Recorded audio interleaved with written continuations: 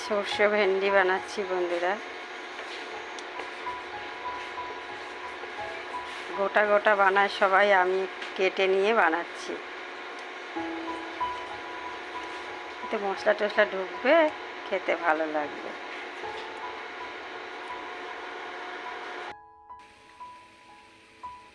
তো আজকের আমি বানিয়েছি বাঁধাকপি আলু ঘন্ট আর সর্ষে দিয়ে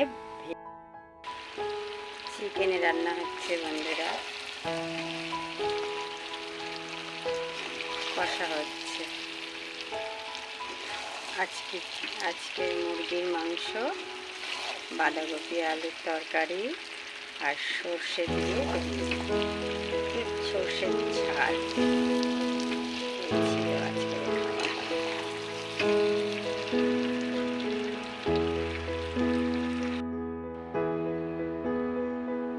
মাংস রেডি, স্যালাড।